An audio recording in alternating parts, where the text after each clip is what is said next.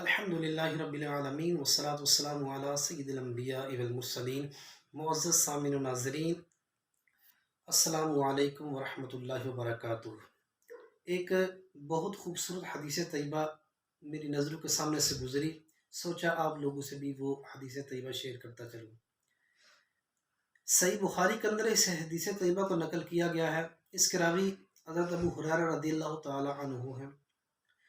فرماتے ہیں کہ امام الانبیاء صلی اللہ علیہ وسلم نے فرمایا کہ 7 اشخاص ایسے ہیں کہ جن کو اللہ تعالیٰ بروز قیامت اپنے عرش کا ٹھنڈا سایہ عطا فرمائے گا، جس دن اس کے علاوہ اور کوئی بھی سایہ موجود نہیں ہوگا۔ وہ 7 خوش قسمت لوگ کون ہیں؟ حضور فرماتے ہیں سب سے پہلا امام عادل، عدل کرنے والا حکمران، وہ بادشاہ جس نے عدل و انصاف کا دامن ہمیشہ پکڑے رکھا، ظلم و زیادتی سے بچتا رہا۔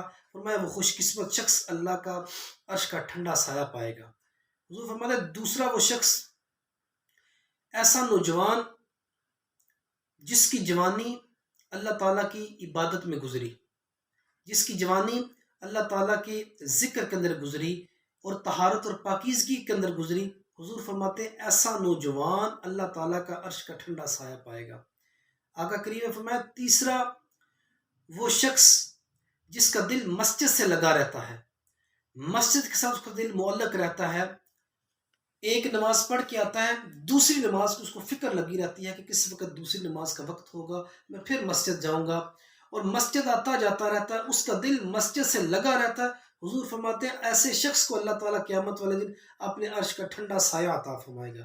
چوتھا شخص، حضور فرماتے ہیں ایسا نوجوان، ایسا شخص جس کو کسی خوبصورت اور ذی مرتبہ عورت نے گناہ کی دعوت دی اور اس نے اللہ سے ڈرتے ہوئے کہا کہ انی خاف اللہ، میں اللہ سے ڈرتا ہوں، میں یہ گناہ نہیں کروں گا، اور اپنی اس نفس کی خواہش کو رد کر دیا، اس عورت کی دعوت کو ٹھکرا دیا، اللہ تعالیٰ سے ڈرتے ہوئے، اللہ کا خوف کرتے ہوئے۔ حضور فرماتے ہیں ایسا شخص اللہ تعالیٰ کا عرش کا ٹھنڈا سایہ پائے گا۔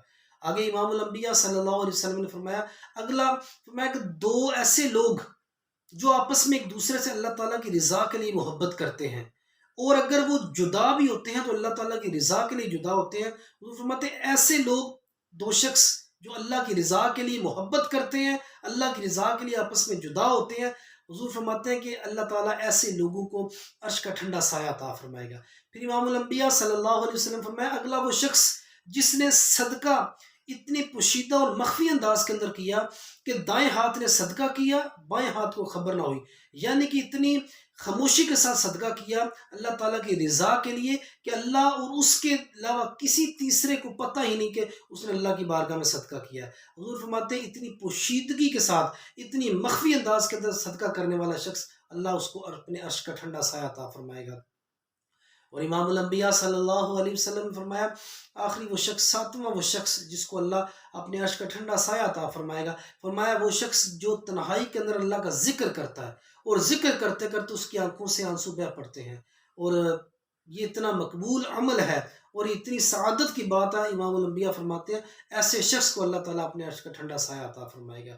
سامعین وقار، آپ نے 7 خوش قسمت لوگ سنے، ان کے نیک اعمال سنے، ان کے نیک افعال سنے کہ جن کی بدولت اللہ تعالیٰ ان کو عرش کا ٹھنڈا سایہ عطا فرمائے گا۔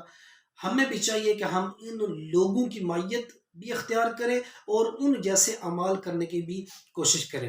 اللہ تعالیٰ کی بارگاہ میں دعا ہے کہ اللہ تعالیٰ ہمیں ان جیسے نیک اعمال کرنے کی توفیق عطا فرمائے، اور ہم سب کو جب ہر شخص کو نفسا نفسی کا عالم ہوگا، کہا جاتا ہے کہ زمین جو ہے وہ تانبے کی ہوگی، سورج سوا نیزے پہ ہوگا، ہر شخص اپنی پسینے میں ڈبکیاں کھا رہا ہوگا، بڑی پریشانی کے عالم کے اندر وہ گھڑیاں گزاری جا رہی ہوں گی، تو اس وقت اللہ تعالیٰ اپنے عرش کا ٹھنڈا سایہ خوش قسمت لوگوں کو عطا فرمائے گا۔ دعا ہے کہ اللہ تعالیٰ ہمیں بھی ان خوش قسمت لوگوں میں شامل فرمائے۔ وما توفیقی الا باللہ۔